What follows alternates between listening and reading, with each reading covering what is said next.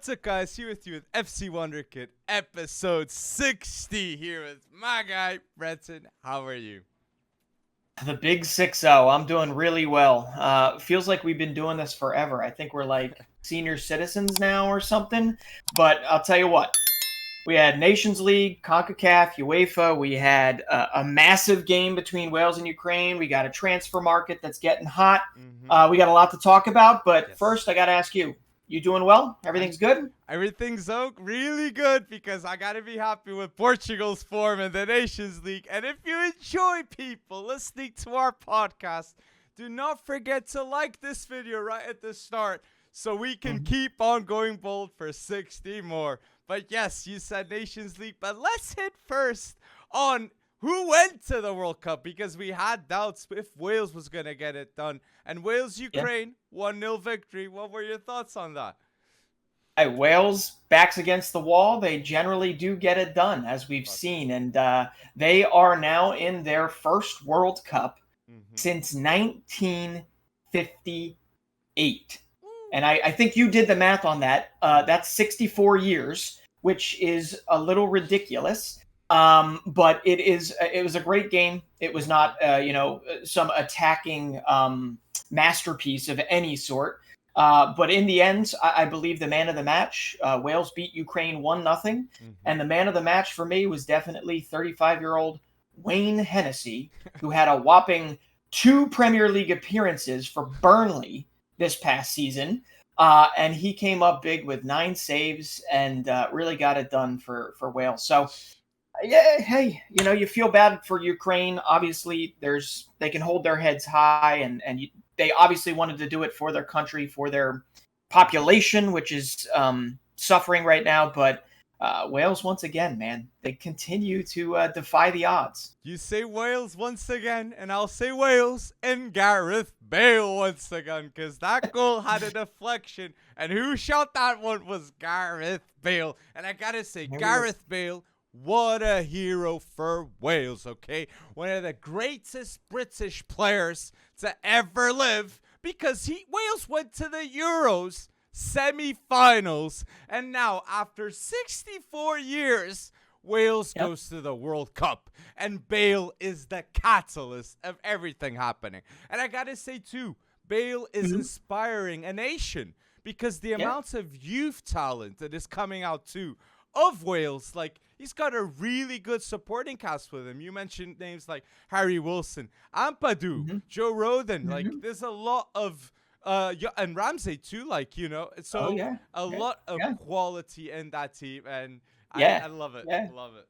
Yeah, later in the week for Nations League, later in the week, Aaron Ramsay turned back time. Yes. I mean, in 50 minutes, I believe he had like 7 or 8 key passes. He had an assist, and he had an assist to none other than one of the young guys you failed to mention there that you could put in there with Harry Wilson, but Brennan Johnson, man. Brennan Johnson made his debut and scored a goal. So not only did they follow up this, what I would think would be an incredibly nerve-wracking situation, Wales versus Ukraine, they followed it up with a pretty good showing in the Nations League as well. Yes. But you're right. They have a youth core.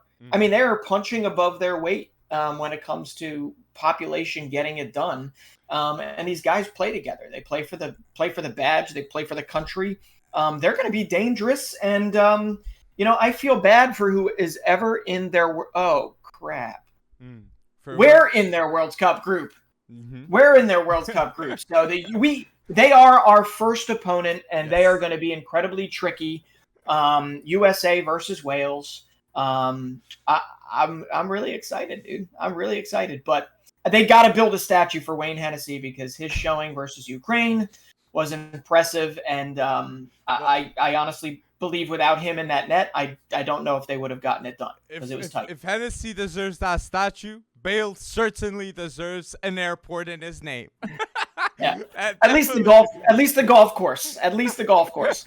So definitely deserves something, Bale, man. Oh my days. So put down below in the comment section what do you think are the chances of Wales going through in the group against the US, as you mentioned. And I just want to say quick shout to to Ireland, okay, because we're going to mention big dogs now. And Ireland doesn't have a Gareth Bale, but they are trusting the youth 100%. And against Scotland, Ireland beat 3-0 Scotland, and it was with the core of Troy Parrott, Obafemi, and Kelleher, which Irish trusting the youth is the way to go. So it's just beautiful to see. And 1 goal and assist between Obafemi and Troy Parrott. So I just wanted to show them the Irish trust.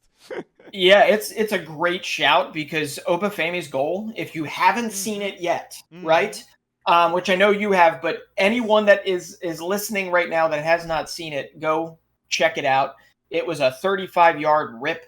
It was absolutely beautiful. I remember when he debuted for Southampton, and, you know, some injuries, some maybe just getting kind of, I don't know, eclipsed by other players on the team.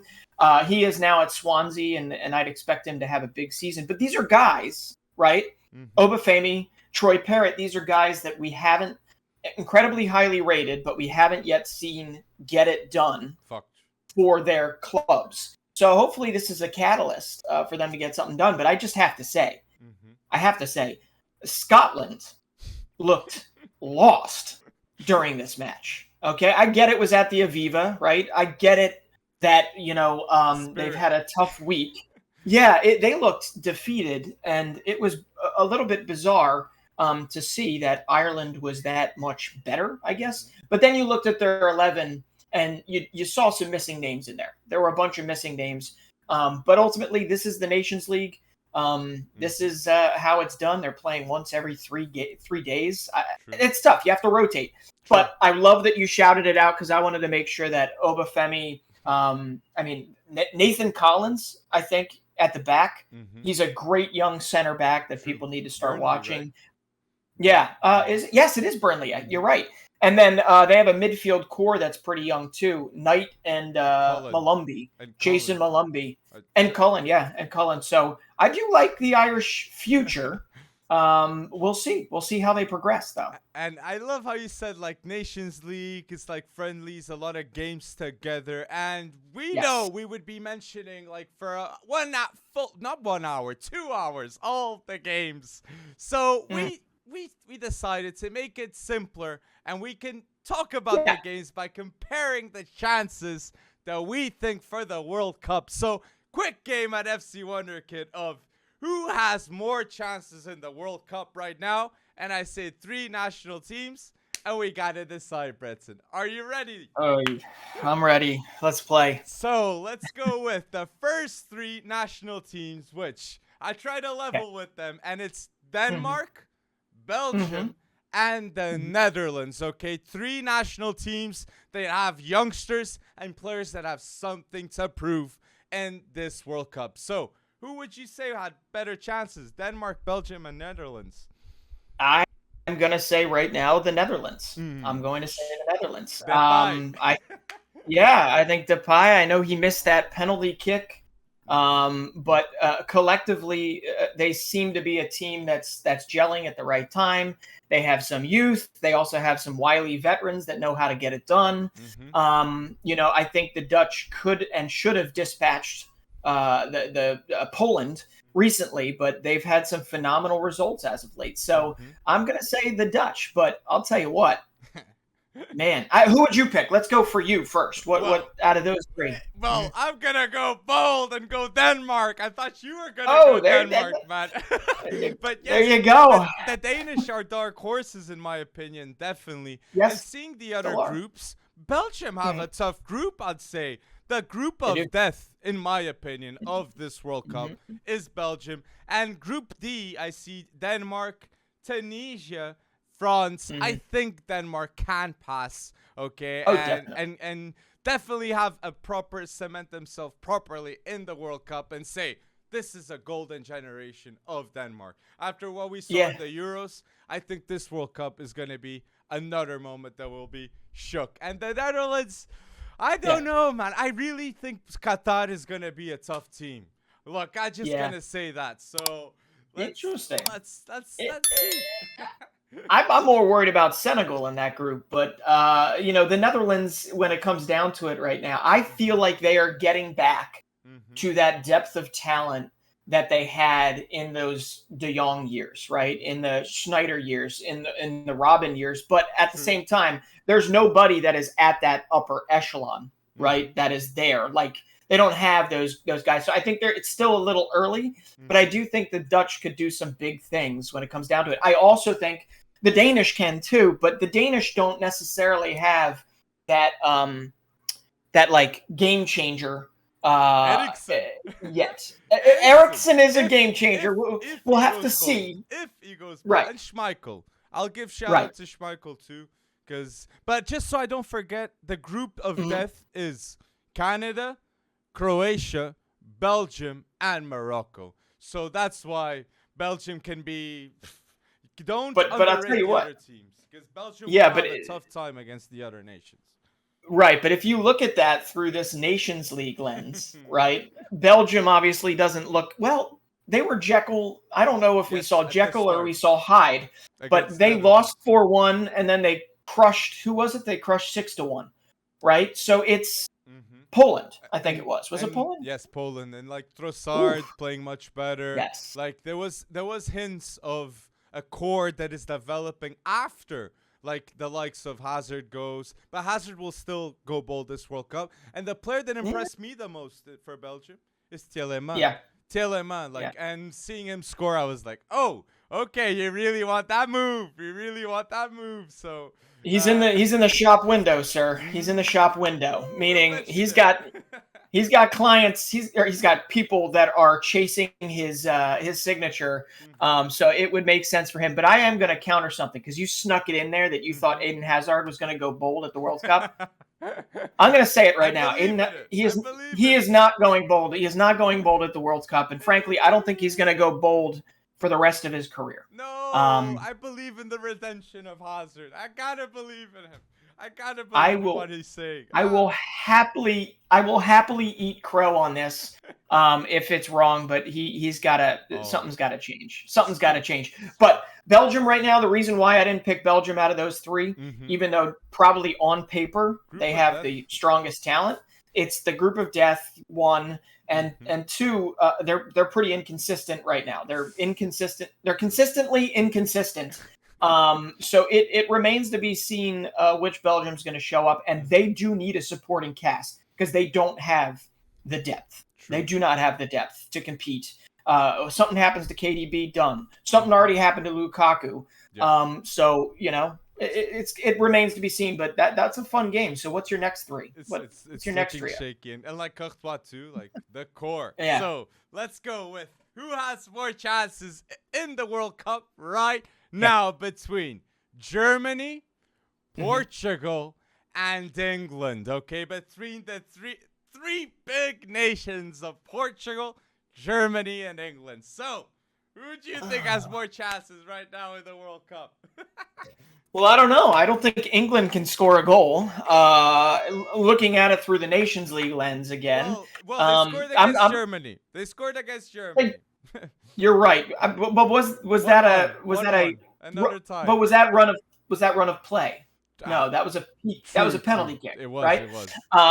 So really, what it comes down to here is I think if you're looking at the best team, as long as Bernardo Silva is healthy, in my opinion, Portugal's going to be just fine. Bernardo Silva, he's been playing his butt off. I don't know of a better way to put it. I mean, Bernardo Silva, in my opinion, is the heartbeat to what could send Portugal pretty far in the World Cup. But yeah, they look the better team out of those three, definitely. So you pick Portugal between Germany and England. I do. So you won't be surprised with my answer, and I go with Portugal too. Oh, shocking! Especially with the form that we're looking really good. And I know there's always those Fernand comments, and I understand. But William Carvalho is playing pretty well, okay? And I like the rotation, okay? I'm liking the rotation, but it's clear Núñez will start at left back for Portugal, people. I can already tell you right now, guaranteed that will happen, okay? because it's so clear. It's so clear. And then you have the likes of Jota, okay? Gonçalo Guedes, like, will he finally get a move? Like, he scored 2. So, Rafael Leão, we're stacked, man. So, but Germany, shout out to Musiala. Like, Jamal Musiala looks a proper world-class player playing against other teams, man, for Germany. I was shook with how much responsibility he had in that midfield. And playing for the German national team, Jamal Musiala. Big shout out to him. Big shout out. And also a shout out has to go out to David Raum, who, in my opinion, is severely underrated. And he should be Premier League teams should be looking at him. To be honest, he should be gone. He should be gone from. I think he's at Hoffenheim. Yes. He is a hell of a wingback, and I believe that he could do some damage in a different place. So, yeah, I mean, Germany definitely has the parts to grow into, for sure. I don't know if they have – well, Timo Werner seems to play better for Germany than he obviously is at Chelsea right now. But to go back to Portugal for 1 second, you have that left side. I mean, to have, whether it's Nuno Mendes or it's Guerrero starting, that's an embarrassment of riches. On that left side, and it's that's where I and that attack. Feel it. Like Jota, Rafael Leão, Ronaldo, até o Guedes, pá. Hey, we're so well. I swear, it's really good. But that Silva can go on the wing. It's beautiful. So World Cup hype.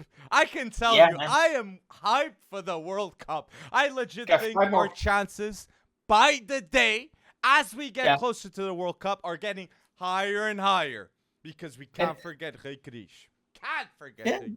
No Ruben Dias. No Ruben Dias. Yeah, true. And we're playing the way we are. No Felix. Like, what? And as you've mentioned, because I know that there was a period of time where you were calling for Fernando Santos to, lay down, relinquish his position. Understandably so. But I believe you've said it best. He's not going anywhere. He's not going anywhere. So you either support or you I don't know, stop supporting the Portuguese national team. What's going to happen? No, you support who's there, who's in it. It's the same in our camp with the U.S. men's national team. There is a large amount of people that believe Greg Berhalter is not the guy. He's just not the guy. But what are you going to do? Actively root against your own national team? No. You can't. So you gotta support, even in spite of. The moment I realized we were gonna go through in the playoffs was like, okay, we can't do anything now. Like saying hate with Fernando Santos, it's just acceptance, and I completely agree with that take. But I didn't know you felt that way too. No, I mean it makes sense. I mean, because I have felt the way for years. I felt it on the U.S. men's side. For Jurgen Klinsmann when he was our boss. But it's kind of like, do you want them to do bad in World Cup qualifying so that this guy gets sacked? But then if he does okay and you don't believe he's the guy to take you forward, it's damned if you do, damned if you don't situation. But at the same time, this is a World Cup year. True. And Fernando Santos has found a recipe that worked in the Euros. Hey, maybe he finds a recipe that works in the World Cup too. You never know. He's certainly got the tools. And if Cristiano Ronaldo and Portugal win the World Cup, like for Ronaldo, after a Euros, like Finalissima won't be anything next to the World Cup with Ronaldo lifting it, if it happens, which... Oh, go bold, please, universe.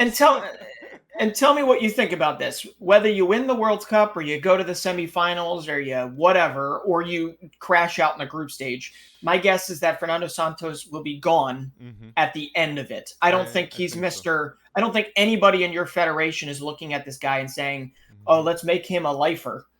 He's going to be in charge of us forever if he wins the World Cup. I mean, I think they're going to want new blood because there's going to be a changing of the guard in the Portuguese national team when, so I don't know, man. All right, got 3 more? So leading up with what you said, the U.S. you hinted fast. I'm just going to ask you with the U.S. and instead of winning, I'm going to reframe the question and say, who has the most chances to go further in the World Cup between the USA, Canada, and Mexico? Between the three, who has the most chances to go further in the World Cup, Brenton? Who do you reckon? Yeah. I mean, if I'm betting on pedigree, on actually having done it, we know that Mexico is going to find some way through their group, and then they'll probably lose in the round of 16 because they're very good at doing that.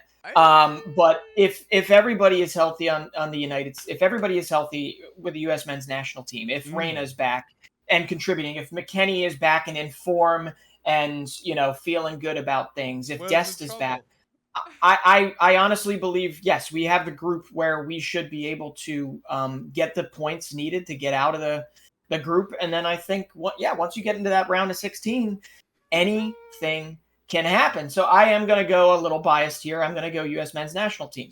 And to be honest, if Canada had an easier group, maybe I would pick Canada. I still think they're going to surprise. I still think they're going to get out of their group. But I don't know at whose expense, but I think Croatia right now is they're only. I don't know. I really don't know. So I'm going to say U.S. men's national team on this one. They will go farther than either of those other two CONCACAF giants. I don't want to hate on the U.S. not going through, but I do reckon Wales will go through that group maybe, Bretson. Because Wales, like, in an unbelievable form. Bale. We see Bale. It's like it's going to be a clash of titans between Bale and Pulisic. Because the whole of the U.S. will be watching that match against Wales. So, but I understand, like, you supporting the U.S. and Brendan Aronson, too. He's going to be a catalyst for something to happen. And Musa, right? 19-year-old Musa, like, coming off the bench. Yeah, coming off the bench. Well, maybe even starting. Probably starting. But think about it this way. Every one of these guys that you just mentioned, it will be their first World Cup. This will be Christian Pulisic's first World Cup. He was there in Cuba. He was crying on the field after we missed, after we didn't get it done in Trinidad and Tobago. This is a moment for him, and you could almost see him jazzed up in these most recent fixtures. We played a friendly against Morocco and beat him pretty handily. We played Uruguay to a stalemate. And there is something about CP10 that is a little bit different. There's a chip on his shoulder that I haven't seen in a while. And I don't know if it's because he's got a move coming out from Chelsea or if he just decided, you know what, it's a World Cup year. This is what it's all about. And I'm ready to play my butt off for this country. And if it enters into that mode, then I honestly do believe a Christian Pulisic can go toe-to-toe with a Gareth Bale. And I do believe that we could potentially even top the group when all is said and done, because everybody's got their frailties. And when you play that group stage, it ain't favorites anymore. It's 11v11, man. We've seen crazier things happen in the World Cup. Imagine Wales and US going through and England staying in the group stages. That would be historic. Qatar would be in the memories of everyone if that happened. Man. Oh my gosh, that hint. But don't forget about Iran. Don't forget about Iran, because I think they're going to be a stingy team to play against. But Moon and Taremi, they can score goals for Iran. So those two up forwards, anything can happen with center backs. But I have to pick. I'll pick Mexico. I'll pick Mexico because of the group. I fully believe that Mexico are going to go through in second in their group because they got Argentina, Saudi Arabia, and Poland. And I believe Mexico will go through in second and go further between the three. But Canada, though, most informed team. And Alphonso Davies, he's on a mission too. So a lot can happen. He is. And he's back. He's scoring for them. I don't know. But who? So I guess that means you have Lewandowski packing his bags early. Yes, he's going home. I do. If you've got Mexico going through. And listen, Mexico they're an incredibly good team. They really are. I don't think that they have those dynamic pieces, those game-changing pieces that they once had, right? But could you imagine if this team had an informed Chicharito, an informed Vela, an informed, all these guys that for some reason are off. They're off doing other things because of a fight, a disagreement. I don't even know, of something. We probably have to get Herculez Gomez on here to explain it to us. Because Tata Martino is a hell of a coach, and Mexico always seems to have a ridiculous depth of talent.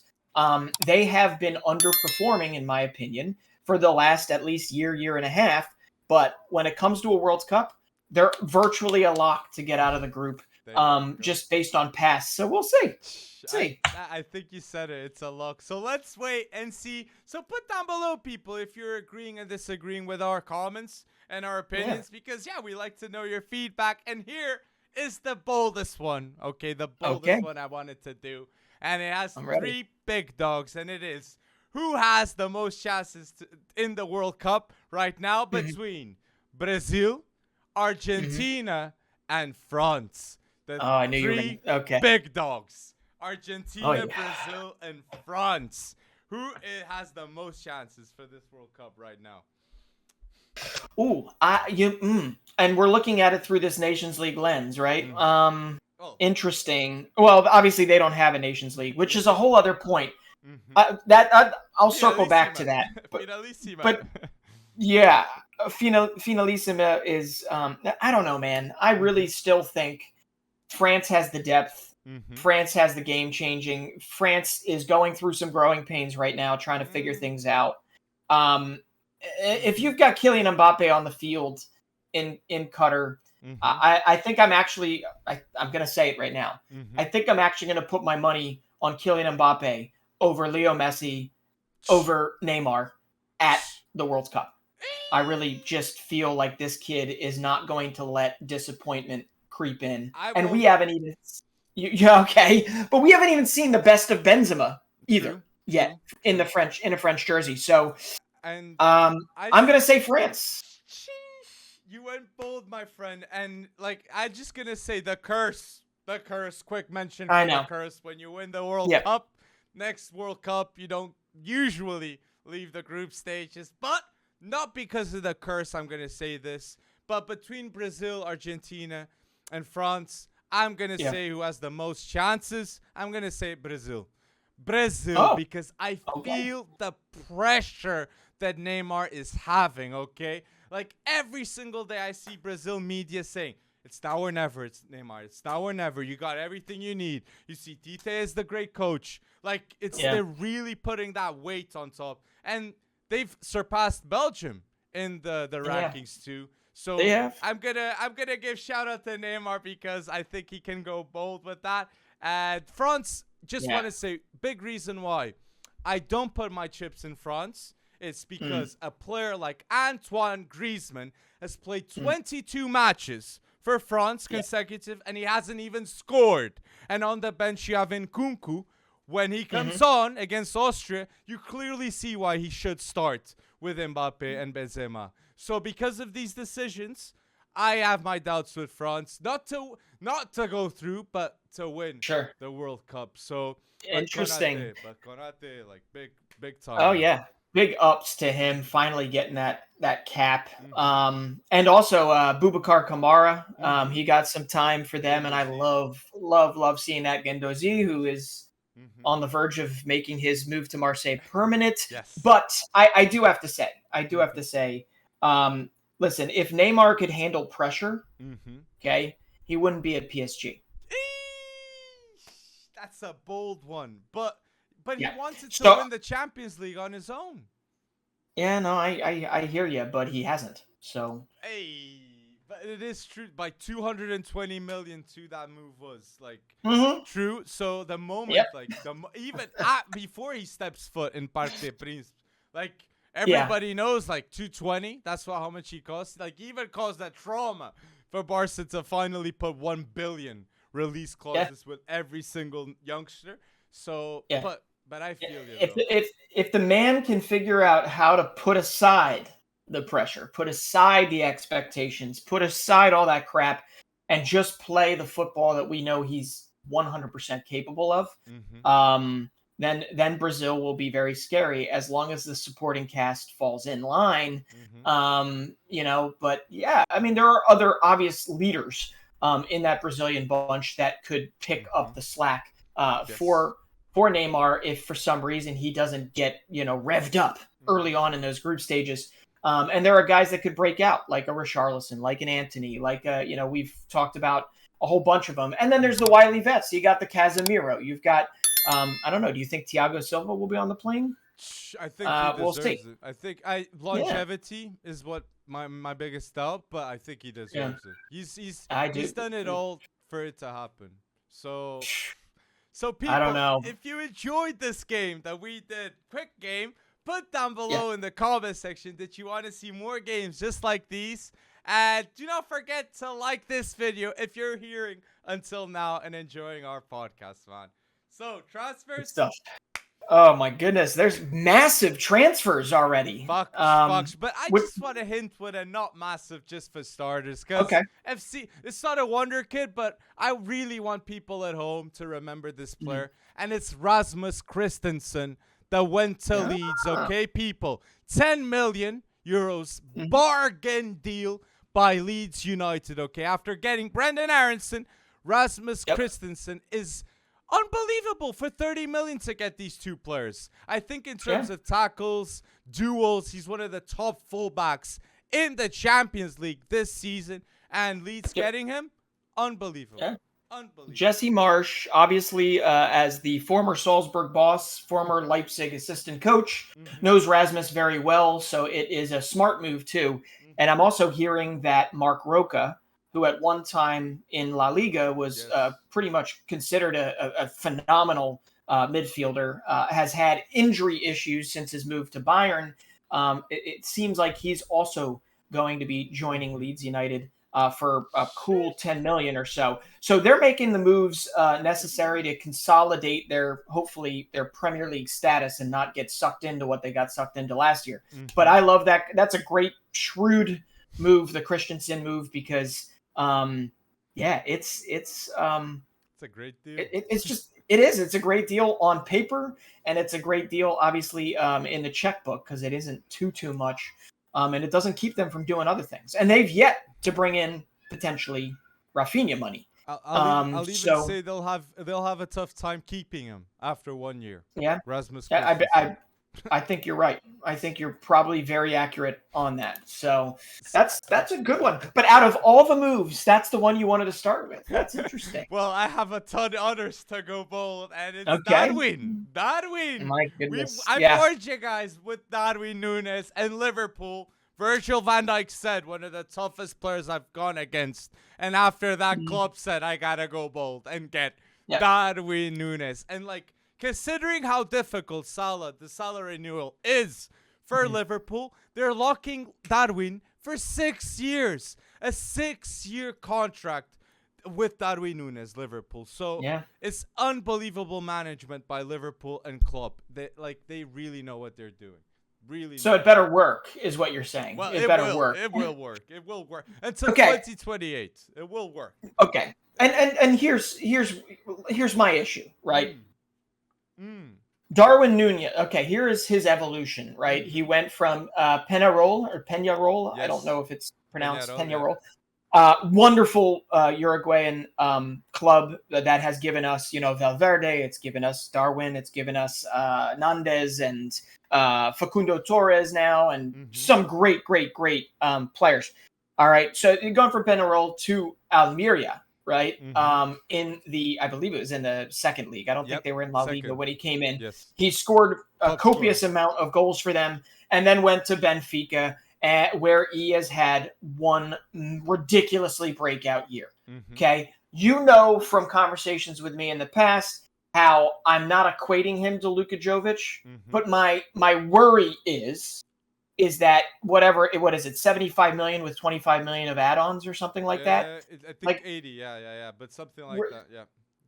That comes with a whole lot of expectation. Now, that's worrisome to me. But he either swims or he drowns when it comes to this. And it is funny. I got a funny little stat for you, and it's not really a stat. It's just a milestone, I guess. I remember seeing Darwin Núñez for the first time in the U20 World Cup in 2019. And his first group game, Uruguay's first group game, was against a certain Norwegian team with a certain Erling Haaland up top. Yes. And a lot of people always say, well, Erling Haaland scored 9 goals, this, blah, blah, blah, right? That was against Honduras on the last match day when they were already out of contention, Norway, essentially. They lost their first 2 games. Why? Because Darwin Núñez scored a ridiculous goal against Norway in that first game, outplayed the out of Erling Haaland, and was the better player here and there. Now, Erling Haaland is as confident can come, and has obviously just risen just dramatically.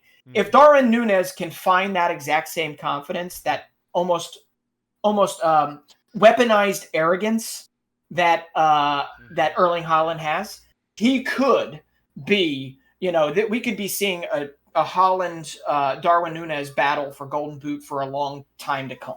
We honestly could see that. So, and you touched the point I was going to lead up, and it's why Darwin Núñez goes to Liverpool, because Haaland went to City. Liverpool had to match the quality of signing, in my opinion, and even the age. Both are 21, as you said, playing against each other.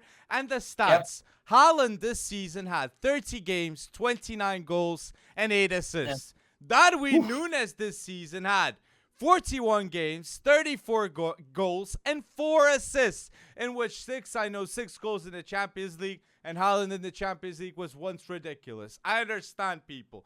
But Darwin is little by little going up, and he's becoming a better player step by step. And that's why I really think Darwin Núñez is going to be a top, I'm going to say easily a top 10 striker, because I already think going to Liverpool next season, he is going to be in the top 10 strikers in the world conversation straight away. Darwin Núñez will start for Liverpool straight away. And it has to happen. It has to happen. Darwin, Salah, and Luis Diaz. This is the front trio of Liverpool starting next season.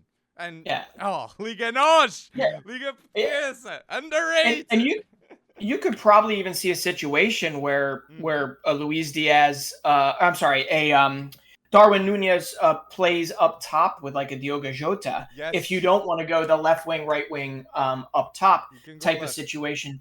But yeah, I love the depth. It's brought to you by Liga BWin or Liga Nos. It's a beautiful thing. Everyone except Salah. And I think Klopp is going to have a field day with them. And I honestly believe that Klopp is going to manage him properly. I mean, Klopp has not missed too often when it comes to his targets.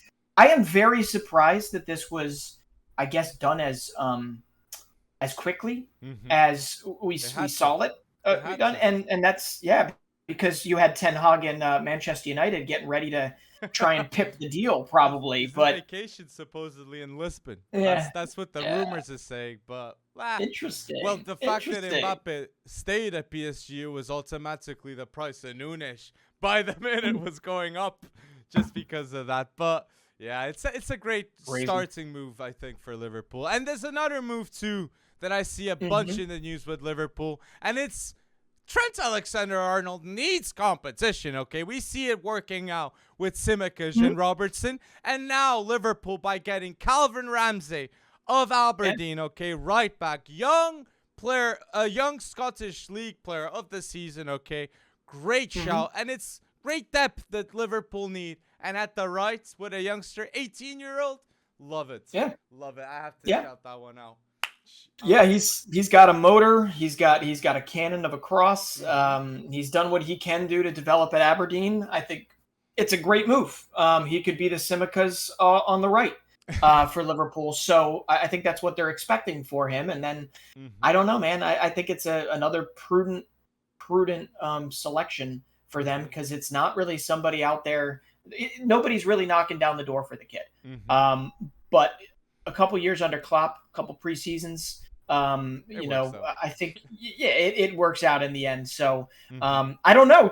Is there enough money? Is there enough moolah to bring in Christian Pulisic? You going to bring in Captain America too for depth? No. Well, no, they need a midfielder now. They need a I completely agree with you. But Milner still is going to stay another season, as it seems. I saw that. So I really thought, like, with Leeds staying, he'd go to Leeds. You know what I mean? Or maybe if they went to the championship, he'd gone to Leeds. So maybe we were getting it wrong with James Milner. Maybe. Well, oh Maybe. man, but yes, there's a But player too, like staying in Liverpool, but just on the yeah, other side. I see a bunch of news with Everton, Richarlison, Everton going to Tottenham, as it seems for 60 million. We see that rumor, and if we see already some hints of a striker going to Tottenham, I gotta ask you: do you believe Harry Kane stays? Do you believe Harry Kane stays this summer before World Cup 2? I do. I do believe he stays. Mm-hmm. I think Richarlison, if I honestly don't believe this is going to happen. Mm-hmm. First off, 50 or 60 million is too cheap for Richarlison, in my opinion. Mm-hmm. But I don't really know the contract situation. But I would say no, Harry Kane's not going anywhere. He's Mm. not going anywhere this year. Um, I I think he's ready. I think he's in it for the long haul with Antonio Conte. I think he believes, like you believe, that Tottenham can win a trophy. And I think if you take Harry Kane out of that equation, I don't think he can win a trophy, at least in the next year. In the next year. So I don't know what really Richarlison. it'd be if There's better targets. Better targets. I'd say if even like Bayern Munich losing like Mm-hmm. Lewandowski, Kane can put. I don't know, but there's a lot of rumors going. That is out. interesting. And Right. Richarlison, if there's rumors about that, I feel like Daniel Levy would like to get a replacement of Kane before Kane goes because of that leverage power with negotiations. So that's why I found that curious. I found that one curious. I honestly don't believe this is one of those situations where you would have an understanding of exactly what's going to happen with Harry Kane if the World Cup was starting as it should have already started, right? But we got to wait 4, 5, 6 months. You're going to have some guys that likely won't make a move like a Harry Kane because the World Cup is in the fall or in the winter. I'm sorry. So that in and of itself, you're inviting uncertainty. You're inviting a transition, whether it's Bayern Munich or not, or whatever other club would be able to bring in a Harry Kane before the biggest stage, before wanting to bring it home. So I just don't see Harry Kane doing that. And maybe next offseason. With Harry Kane too, just a similar type of player with a contract. I have to ask you, Declan Rice. Do you reckon Declan Rice will get a move though? Like if he gets a move for 100 million, I'd say the team that would need a Declan Rice for 100 million, it would make sense because it would be an 8 to 10 year project, would be Chelsea. At 23, that move would make sense. But do you believe Declan Rice will leave? Well, I think Chelsea, if they're going to ever make a play for Declan Rice, they're offloading the wrong positions in order to help accommodate that. That means you got to look for Conte to leave or Jorginho or Kovacic, any one of them, right? Kovacic is probably the most likely of the bunch. But in the end, 100 million on Declan Rice. I think if West Ham was smart in terms of looking at the future and where this kid's trajectory is going, I don't think his value is going to be any more. I think we've hit the peak of his value per se. Maybe not the peak of his contribution to whatever team he's with, but I think in terms of his transfer value, he's probably literally at the tippy top. And if West Ham, from a business sense, was looking at it, they would be smart to take the money, if Chelsea's willing to give it, and reinvest all over the place because 100 million will do you wonders. Completely agree with you. Completely agree. And you said 100 million can do wonders, and I think Real Madrid agrees with what you just said because for 100 million in the same position, they went and got Tchouaméni, Real Madrid. So 5-year contract. The future midfield of Real Madrid now with Fede Valverde that is 23, Tchouaméni that is 22, and Eduardo Camavinga that is 19, okay? And then with Vini Jr., Rodrigo, so many youngsters at Real Madrid growing and becoming better. Ala Madrid looking so much better. So they are. The future of El Clasico is secured because Now you've got Gavi and you've got Pedri and you've got some of these beautiful names that you want to watch develop over the years. And now you've also got Valverde, you've got Camavinga, you've got now Tchouaméni that pull up the popcorn, butter it up. I'm ready to go watch an El Clasico for the next few years. But I got to say, a little shout out here to AS Monaco's transfer history, if you will. You might recall that when they won League One, they literally offloaded almost every player on that team and they almost literally got relegated because of it. They went down to like 17th place a couple years later. Well, they have now kind of figured out how to have like a controlled sell-off of their stars. But like, think of the names. I think almost $500 million or €500 million have been spent on Monaco players under the age of 23 over just the last 4 seasons. We're talking about Mbappe, Thomas Lemar. Thomas Lemar, remember him. We're talking about Benjamin Mendy. Bernardo Silva left when he was 23. Yuri Tielemans. I can't say his name. Bakayoko. Ronnie Lopez. Fabinho was 24, but he was another... Yeah, I mean, you're talking about 600 million euros for all of these players. And Tchouaméni now... 80 million, I think, with add-ons up to 100. I mean, this is a very large piece of a player that was only there 2 seasons. Only there 2 seasons at Monaco. And 2 third-place finishes. So it's really interesting how Monaco's doing it. And I applaud them because they're developing players. And they got a kid right behind. You got Fofana in the midfield, Youssef Fofana. But you also have this kid, Elliot Matazo, who I'm very high on. And I honestly do believe he's going to be a good part of their future. And then they have another kid, an 18-year-old Le Maréchal, who is, I think he could go for 15, 20 million in the future. So Monaco's going to be okay. They got a massive injection, and Real Madrid got their man. And it's great that this has happened so early in the transfer window. True, a lot of deals happening early because, again, repeating, Mbappe deal made the clubs go crazy because they were expecting that. True. And now everyone's like, we really need to get things done because... Yeah. Well, before we move on from this, from Tchouaméni, you want to know what the Real Madrid effect is on social media? What is it? Okay, so Aurelien Tchouaméni, his follower account was around 335,000 before he was signed by Real Madrid. Now, as of today, he's 1.1 million. Galactico.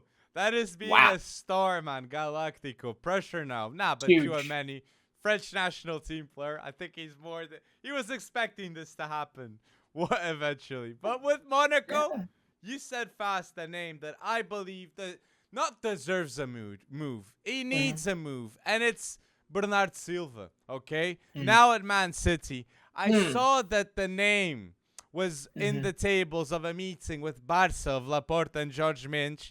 The name Bernardo Silva was hinted. So, as it seems, the rumors are suggesting with the Frankie de Jong money, Barca are going to attack Lewandowski and Bernardo Silva. Do you think that's the right move to do? I don't think so. I honestly believe. I think. I like that move. I think Pep in Manchester City. It's one of those things that you don't know how important somebody was until he's gone. And I think if Bernardo Silva leaves and they let him leave at 27 years old, I think it's the wrong move to make for City. For City. And if Barcelona can pull it off, and not, go into administration because of it, by all means, get it done because he's got the best years ahead of him, and he's just been so wildly consistent for Manchester City and so vital. In my opinion, I think he's maybe in some respects even more vital to Manchester City's consistency than Kevin De Bruyne. Bernardo Silva is a phenomenal player, so I think. Yeah, stupid move by City, phenomenal move by Barcelona if they can get it done. Elite work rate Bernardo Silva has. I see throughout the years now, he was a winger, but now he understands the rhythm in midfield. And it's because he's just so supportive with those defensive duties. Like, any winger has trouble with Bernardo Silva in midfield because he supports a ton. And what I think with Barca is Kessié coming, Pedri, and then you have Bernardo Silva and Gavi kind of rotating between them. Like, that is a proper menace attack if it were to happen. So, Xavi Ball thinking out of the box and Lewandowski giving guaranteed goals with that. If that happens, like, Abde coming off the bench too, like, a lot of youth, but you always say it. They need a center back, and I agree with you. I agree with you. Yes, and I also think that they need a DM destroyer. I know Kessié could be that. Yeah. He's the guy. But they need he is. I think there are some limitations there, but I'm here for it. I'm here for it. But Barcelona, I just don't know where they're getting this. They're gonna have to sell De Jong. Yes.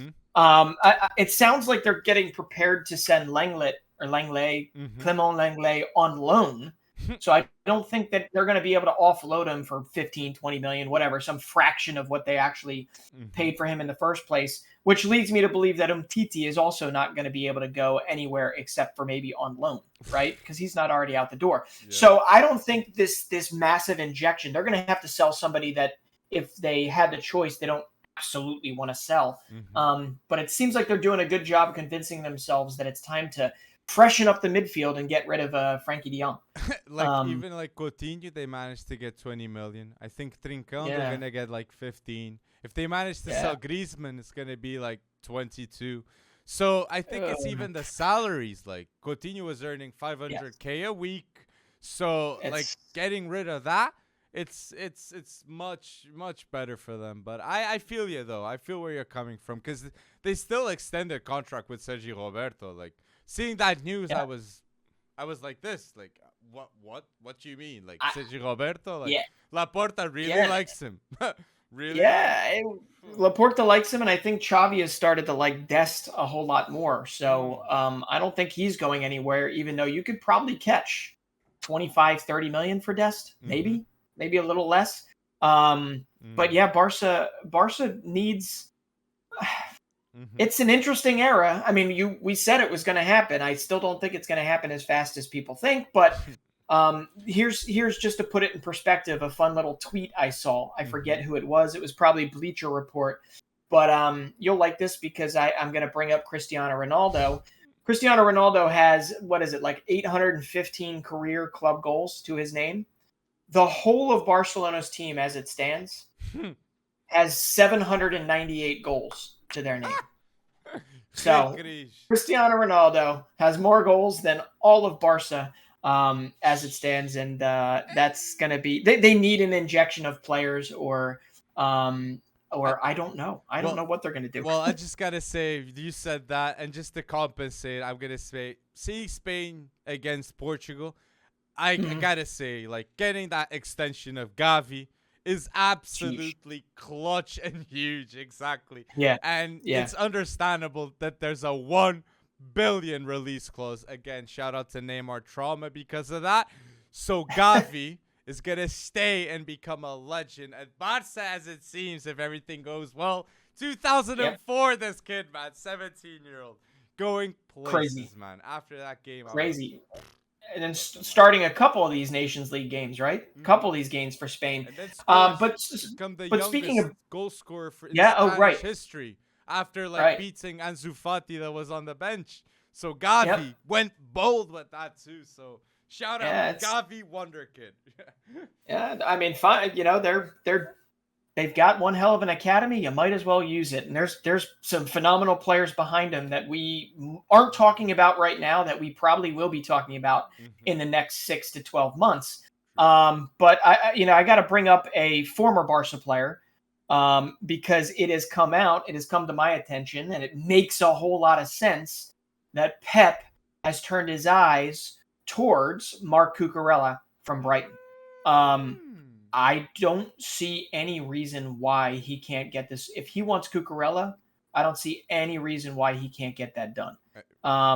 Probably 30 to 40 million euros after Brighton was able to pry him away from for what, like 8 million or 9 million. But he's Barca pedigree. He never stops. He's great defensively. He's also great at getting forward. Have I mentioned he never stops? He's just a perfect two-way player. And right in the wheelhouse of Pep. And you know that Pep is not going to go through this transfer window without buying a defender of some sort. So it might as well be Marc Cucurella. Fullback. So I think if Cucurella goes, which is probably pretty likely if the player wants it, Brighton, keeping with their transfer exploits as of late, could do no worse than going after a guy that you and I have been talking about, another Spaniard, Sergio Gomez. You bring him in, and you've got, I wouldn't call it like for like, but you may not miss the mark too much. You may not miss Cucurella too much. But I think both of those moves just make way too much sense to happen. So we'll see. I mean, have you heard anything on your end about that? Because the Cucurella move is all over ESPN. It's all over Marca and other places. So you have heard it over in Portugal. So interesting. And I really feel like that deal will happen. And with Cucurella, the trait I like about him is how he combines when he goes forwards. He's so good with that. And you can clearly see there's a fingerprint of La Masia in him when he goes forwards and attacks that ball. So, and that David Luiz haircut is so, like, iconic, man. And beautiful. I love it. I love Cucurella. And Pep Guardiola loves La Masia. So I absolutely love this shout. And it's a deal that I really reckon it's going to happen too. But I just gotta mention here on my end, the last transfer is I see a bunch here in Portugal, Palhinha. João Palhinha, as it seems, is going to go to Wolves. So everyone, Ruben Neves is going to leave Wolverhampton this summer 100% if João Palhinha is coming. And for Bruno Lage, João Palhinha makes more sense in that midfield. Just saying. Yeah. Destroyer, like, is really supportive in a really good way to the fullbacks. Like, considering how tall he is, you wouldn't expect him to be so mobile, but João Palhinha is. And those tackles that he does can be ferocious, okay, João Palhinha. So I really think in the Prem, there's going to be huge highlights of João Palhinha going bold with those tackles at Wolves. Okay, so I really think this deal's going to happen, and So then where do you think Neves winds up? Oh, well, I think Arsenal should, like, definitely be going crazy to Tchouaméni and to Ruben Neves. And then I know Partey's there, and Partey is underrated too, with his influence at Arsenal, in my opinion. Yeah. And I feel like Ruben and Tchouaméni would come and would be unbelievable. That trio, I would really enjoy. So I think Arsenal would be the club. Arsenal, Saka, and if, like Ruben Neves is levels above Saka. Ruben Neves, levels. But wow, that's a lot of movement though. Palhinha does make a whole lot of sense for Wolves, and I actually just caught my eye right before we got on here. So that makes too much sense for it to happen. So watch it literally not happen because it makes too much sense. But we'll see. And so that was your last transfer. The only other one I definitely wanted to mention. This is one that got done a while back, but it's happening. We all know that over in Serie A, we could talk about AC Milan and what they're going to do, Inter and all that. But looking at what Napoli has to go through, the refresh that they're getting started on, trying to retain an Osimhen, trying to retain some of their younger parts, they did some good business a little while back, and unfortunately taking advantage of the situation in Russia, in Ukraine, by grabbing this, and I'm going to kill his name, Khvicha, Kvaratskhelia. I don't know if I said that right, but if you watch the guy, Georgian winger, they call him the Georgian Messi sometimes. Kid can dribble. He's at the top of the table. He's like, what we think of Jeremy Doku, but we see him play less because we never get to really watch that Russian Premiership, and we never really get to watch, Georgia play. But watching him in Nations League play, he is every bit ready to make an impact day one in Serie A, and he is one that I know I'm going to be watching. I know a lot of our followers from Eastern Europe have definitely warned us in a good way about this kid. I am extremely excited to see him in Serie A, and I think he's going to wind up being a massive piece for Napoli. But what was really interesting is instead of rushing a move after what happened, after the invasion, right, starting, he actually went back to home. He went back and he played for, I believe the name of the team is Dinamo Butami. He went and he played with just a team that he knew he'd be able to get 90 minutes every day, keep fit, keep ready until he signs that deal with Napoli. That's exactly what happened. And he is going to be, I think it's him and Haaland right now are at the top of the Nations League table in terms of goals, right? So, watching him the other day really reminded me how electric this kid can be. So if you want a Serie A transfer to watch, it's going to be not even Kvaratskhelia. Very good. So any other ones? Are you done? Well, You're done with the transfer? I'll go with I saw the Saka rumor to City. I was quite surprised. Yeah. And I'll say this. In 2 years' time, if Sterling's playing for Arsenal and Saka's playing for Man City, I won't be surprised if that happens. But if it doesn't, Arsenal is improving and doing the right choices. If it doesn't happen, which I hope it doesn't, because Arsenal, I want to see you guys succeeding, okay? A strong Arsenal would be great to watch, man. So putting that competitiveness up in the Premier League. And big team in London, okay? Arsenal, not Chelsea. I'm joking. Yeah. But maybe. But has Saka come out and said anything about the rumors, or is it mostly just it's Daily Mail? And it's the fact that Arsenal didn't get Champions League football immediately. Yeah. It's gonna be the rumors, and it's not shocking.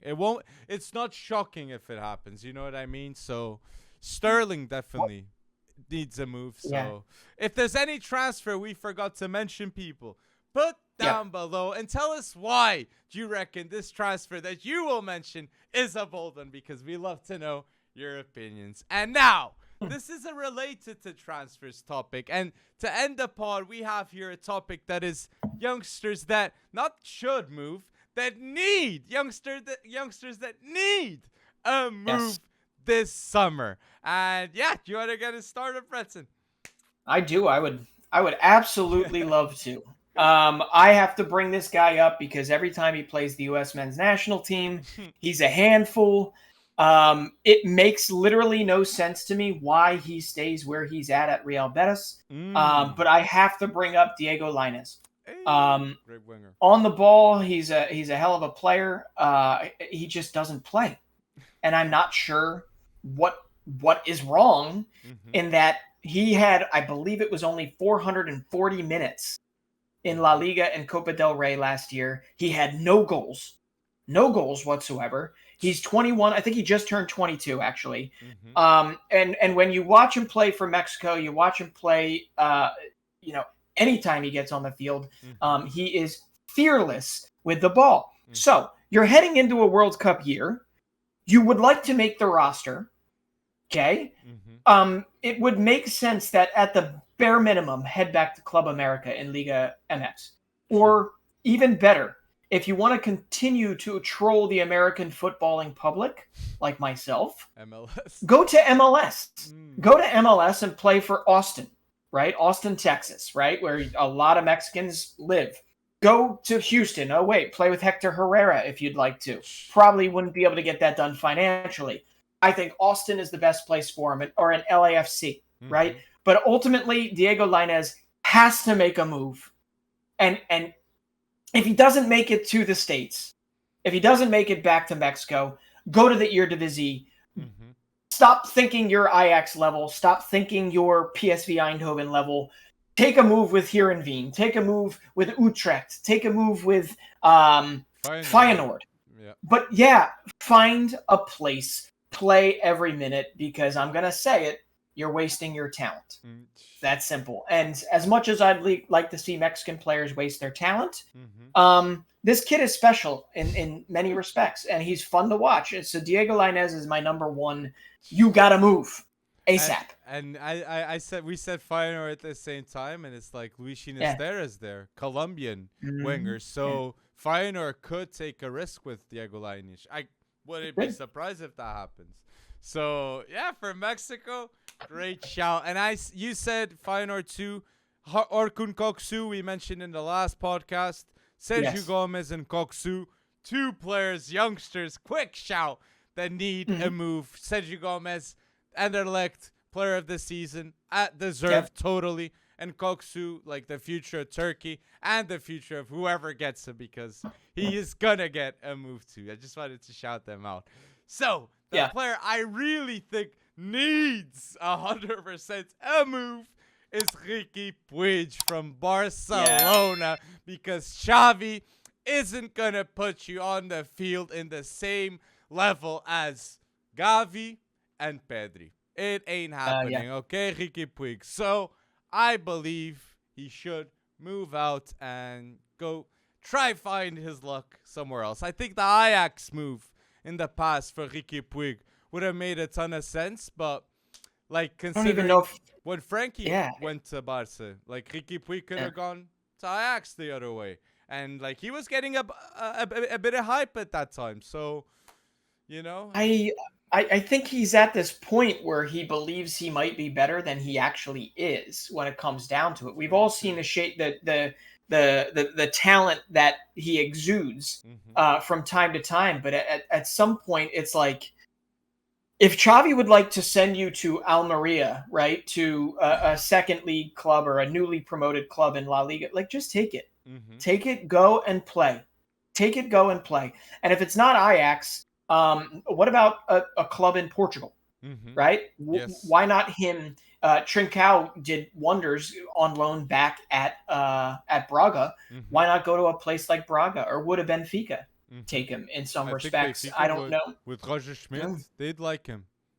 Yeah, either way, he's got to make a move. And it's here we have a saying, and you're going to have to bleep this out. It's shit or get off the pot time for Riqui Puig. If he wants to play, he's got to make the move, and he's got to leave. And he's got to leave his, I guess it's a comfort zone. I don't know what it is. I don't know if it's not wanting to leave Barcelona, but yeah, you got to go. I think he's got a bunch of mates. Alex Collado. Gerard Piqué I would even include, because Piqué is rumoredly really good friends with all of the Barca youth. So I do believe he's comfortable at Barca. I agree with you. And even like from a young age, Riqui Puig was known. Even before he even played for Barca's first team, there was already a bunch of hype on him. So I wouldn't be surprised. OG. He was the OG of I hyped him up at one time. I mean, I remember seeing him before he even made his debut and thinking this kid is special. Before Nico was even ready, or Gavi or Pedri, before they were even close to being ready. And it just hasn't panned out. It's hard to believe he's 22. He looks like he's 16 still. But if Xavi's telling you to leave, that doesn't mean stay. Exactly. And if he continues to tell you to leave, it doesn't mean stay. This isn't reverse psychology, Ricky. Exactly. Get out of there. Go make your own somewhere else. There are plenty of clubs, I think, that would like it. Wolves, why not go to Wolves? Why not go somewhere in the Premier? I don't know if he can handle Premier League ball. Well, I don't know. Anyway, it's a great shout. And speaking of comfort level, my next one, I'm going to have to say it. Same comfort zone situation, in my opinion. He's convinced himself that if he plays the role, that he will not need to leave Stamford Bridge. But I believe it is time for Callum Hudson-Odoi to leave. Life as a depth piece, right? Life as a chess piece is not going well for Callum Hudson-Odoi. We all know that he needs the day-to-day play time. And I don't think he's good enough for Bayern. I don't think he's good enough for some of the clubs that he was tied to in the past. I believe that if Callum Hudson-Odoi really wants to get out of Dodge, and he wants to leave Chelsea, and he wants to leave the Premier League in general, and he doesn't want to take a loan move to a championship club, why not contact a Bayer Leverkusen? You've got a Bayer Leverkusen that has a Moussa Diaby that likely is wanted by a whole lot of teams right now. Yes. They could maybe do no wrong by bringing him in on loan with a option to purchase. It's not the Bayern that you wanted previously, but Bayer Leverkusen has a dynamic team. It has a team that is not afraid of playing attacking football first. and dealing with the consequences later, Mhm. and also with giving great opportunities to young players. I think he could fit in at a Leverkusen. I haven't seen him tagged to Leverkusen at all in the past, but Callum Hudson-Odoi, he needs to move. He needs to move, especially if he's going to represent Ghana at the upcoming World Cup in December. So I don't know. You think you feel the same way, or do you think I'm off the mark here? I completely agree with you. And for Chelsea Good. fans, like seeing the rumors of Pulisic going, and now you saying that of Mm. Hudson-Odoi, which should be what he's thinking too, like at 22, I think. I'm not sure. Same age as Yeah. Sancho and that golden generation of England. Hudson-Odoi wants to be at the same level as Foden and Sancho. Yeah. So I believe he deserves that move. And Leverkusen is a great shout, but my doubt is if he would want to go to Leverkusen. You know what I mean? So he obviously want Bayern Munich, but he definitely needs. I agree with you. Yeah. Whether you sell CP10 or you sell Cho, either way, you use the money to get Reece James paid. Well, that's all I care about. True. Reece James staying is should be a priority, definitely. When be. Real Madrid is sniffing, like knowing, like they have interest on him, like and for Reece James, like if there's a comparison between Trent Alexander-Arnold and Reece James, if Reece James is at Real Madrid, it's a huge W for Reece James. Okay. Massive.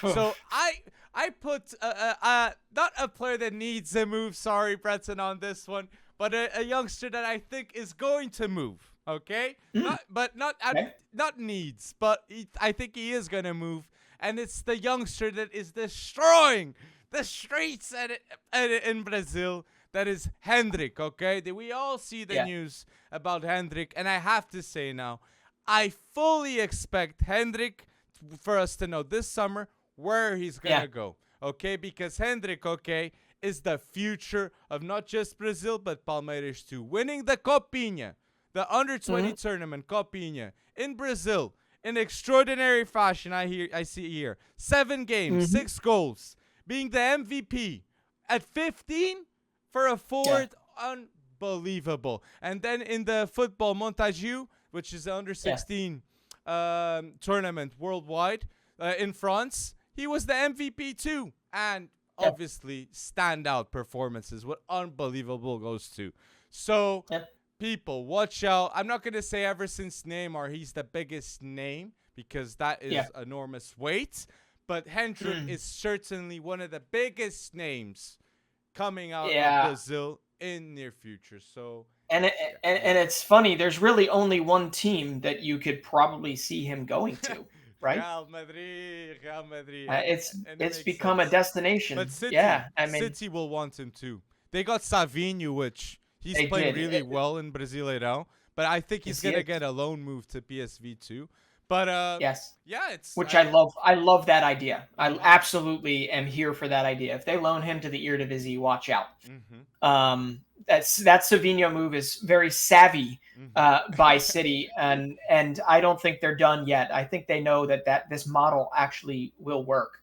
Even if Savinho winds up never playing for Manchester City, he will make them money.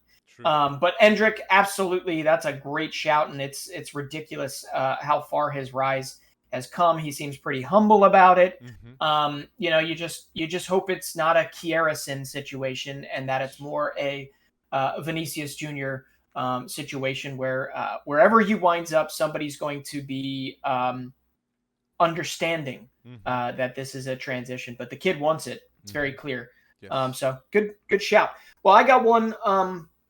I got 2 more, and one of them you're not going to like, so I'll save that for the end. But this other one, I think this is a slam dunk. Okay, it's a slam dunk for any team that's currently in the Premier League. This kid, Dwight McNeil. Okay, he's not the flashiest of players, and yet if you absolutely look at statistics, which I understand is not 100% correct on all things, it doesn't tell you what type of a player he is per se. But this kid was second in the Premier League. Second in the Premier League in dribbles won. Okay. He is also second in the Premier League in most crosses, no set pieces, most crosses into the penalty area, completed crosses, so successful crosses there. And you might like the let's see. He is beating Salah in dribbles 1. He's beating Zaha. He's beating Harry Kane. He's beating Rafinha in dribbles 1. Okay. And then he's right neck and neck with Alexander-Arnold in completed crosses. And factor in the fact that he's been doing this for a team that obviously has been relegated. He is one of the reasons why Burnley has stayed up as long as they have stayed up. And he's still only 21, 22 years old. Dwight McNeil, if you're not looking at cut rate conversations in terms of great bargains out there, Arsenal, even if it's as a depth piece, should be looking at Dwight McNeil. Hell, even Liverpool should be looking at Dwight McNeil. Newcastle should be looking at Dwight McNeil. And then factor in the ones where it really makes sense, like the Aston Villas and the Evertons. Yes. These are places where Dwight McNeil could go in, that he could start potentially and have an impact. But I see him as making one of those bolder moves to maybe an upper tier team as a depth piece and as somebody that could fill in big time, because he can play a number of roles. So Dwight McNeil from Burnley, if he doesn't move, then I have no clue what is wrong with the transfer system, because he's a screaming buy, an absolute screaming buy when it comes to this. So Great shot. Very underrated, Dwight McNeil, and him and Cornet for Burnley carrying that season. And I fully believe that we might see him in the Prem. We might see him, but if he stays, it's out of passion, I'd say. Because Premier League teams, they'll be knocking with those stats. Second in dribbles. Unbelievable. That is crazy. Yeah. Dwight McNeil. Great shout. He needs a move. So, he does. My last shout is a Portuguese player, okay? No surprise. That I believe definitely needs a move, and he will get it. And it's David Carmo, center back of Braga. Okay, people? I know Portugal, we have Ruben Dias, we have Pepe and Danilo that play with Fernando Santos, but David Carmo is definitely one of the best young center backs in the world with a left foot. That's why I said the left. He is very, very good with that left foot, and he's very tall too. And I've known in the past of the interest of Man United, okay? And this is true. Man United really were on for him before he got that ACL injury last season. But he looks like he's ready now. And there's a reason why he got called up for Portugal, okay, with Fernando Santos this summer. And David Carmo, he's there, and he's there for a reason, people. So I expect he's going to leave Braga for 20 to 25 million. And a center back leaving for that price, playing in the Portuguese national team. Come on, that is a bargain. Tall and with a left foot too. Sign him up. Yeah. So David Carmo, I really feel he's gonna move, and he's gonna be one of the bargains of this summer. So random question. If you're United and you are tied potentially to Carmo, or you're tied, I've seen Gonçalo Inácio as well. If you have to pick one of them, well, maybe what I'm asking is who has the higher ceiling? Who has the higher ceiling between the two? For Man United, I'm picking Inácio, because Inácio is an even more special passer. Gonçalo Inácio, for me, in terms of passing ability, he's next to Bastoni levels. Passing ability, Gonçalo Inácio. With that left foot, trust me, people are going to be shocked with Gonçalo Inácio. But David Carmo, for the Prem, he does make more sense. But with Erik ten Hag ball, I just believe that Gonçalo Inácio would be better. And Bruno Fernandes being there. But David Carmo, like Leicester, Tottenham, like Arsenal, like any team, like Arsenal not as much, but any team that needs a center back, they should be going for David Carmo. He's 23? 22. Okay. All right. I forgot that he had the ACL issue. So that makes it even more impressive that he has fought his way back to his current level, which is, tying him to United and some other clubs. So that's great. Well, I'm going to pick on another Portuguese player for my last one. I honestly thought you were going to say like a Nuno Tavares for Arsenal. That's not who I'm saying here. I warned you, Nuno Tavares.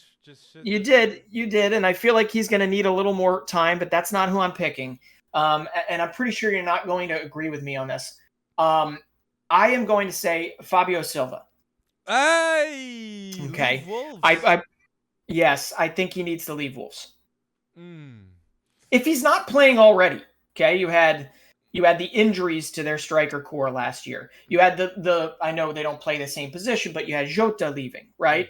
Mm-hmm. You've had a lot of situations where you would think, hey, now is Fabio Silva time. Now is time to see him get it done. But he has 0 goals, 3 assists in a little over 800 minutes for Wolves this last season. Okay. And yet he goes and he plays for Portugal's U21s recently, and him and Gonçalo Ramos are scoring goals left and right, albeit against pretty cruddy, competition, but they're still scoring goals left and right. Fabio Silva looks every bit the part. Don't get me wrong. Mm-hmm. He looks like he has a breakout season coming, Mm-hmm. but it hasn't come yet. I have not been able to put Exactly. a great destination for where he should go. Mm. But ultimately, I don't think if he's not getting consistent play time right now under Bruno Lage at Wolves, he needs to leave. Well, because it's not coming. Well, but It's not coming. don't you reckon, like, physically he's trying to improve him even more? Like, try to get it, like, because physically I see huge changes with Fabio Silva. Yeah. Oh, absolutely. I mean, I think he's doing what he can do, but it's not getting him more playing time, is it? Yeah, it is. He's not even playing PL2. He's not even really playing Premier League 2 at all, which I feel like is way below his level. Like, he's obviously much better than Premier League 2. But it feels to me like I don't know. He left early. Like, he left early, and Bruno Lage doesn't exactly know how to use him. But well, you used Felix well, but with Fabio Silva, it's not going well. It is true. Yeah. And it's the expectations, too, that Fabio Silva had straight away. 40 million. And, like, the deal, too, was a bit, you know what I mean? So, yes. Jimenez, like, injury, a lot of weight put upon you. I get you. Maybe Wolves isn't the right place for Fabio Silva. But where would be? Well, Bundesliga. Going back to Liga B win? I think Bundesliga would be good for him. Like, seeing André Silva, Gonçalo Paciencia going to the Bundesliga and becoming much better players, I fully believe Fabio Silva would become an even greater player than those two that I mentioned previously. Frankfurt comes on again? Exactly. Because Fabio Silva is one of the most special strikers I've ever seen at a youth age. Like, legit. He had a left foot, a right foot, a header, IQ, movement, speed, force. He was so complete, so young. So I just hope, man. Because, I'm leaning my chips on the physically, how he's looking different, how I see him in the under-21s of Portugal. But Portugal, you got Tiago Tomás coming up, Henrique Araújo, Gonçalo Ramos. Like, even the youngsters in the under-17, Dinis Rodrigues, Rodrigo Ribeiro, that has played for Sporting, so a ton of competition, and the young strikers. So Fabio Silva has to start going bold as we expected. I agree. As a little side note there, every one of those players you just went straight Portuguese on, right? Yes. I actually, for the first time in 60 episodes, I just understood every one of those ones you just said. And I'm a pat myself on the back because you said Rodrigo Ribeiro, but you said it very, very Portuguese. But man, I'm getting it. Hey guys, I can translate. For whoever needs a translator here. No, sorry. But hey, I want to see the best for Fabio Silva. I just don't know if it's at Wolves. And honestly, if last season with Jimenez dealing with his concussion issues, dealing with all that craziness, if he can't get the playing time now, I just don't see it in the future. So I don't know the right destination. So anyone that's listening, we know how big of a talent he is. I want to know what you think, where he should wind up and where any of these guys should wind up, especially Hudson-Odoi, because I just feel like that one, you're right. If they sell Pulisic, he might get more time, but I really don't think I don't think Christian's going to be leaving Chelsea, even if he should. Ziyech too can leave Chelsea. So it's like Pulisic, Hudson-Odoi, and Ziyech. 3 players with the same kind of role that can leave Chelsea. So tell us your youngster that needs to move in the comment section down below and tell us why he needs that move and link a club for Fabio Silva. We need to know who should get Fabio Silva. But if you're listening until now, do not forget to like this video. Episode 60, people. We went bold, and thank you. Thank you for supporting FC Wonderkid and our weekly podcast that we try always to go bold on a weekly basis, people. Thank you for listening to our episode 60, and thank you for going bold, community.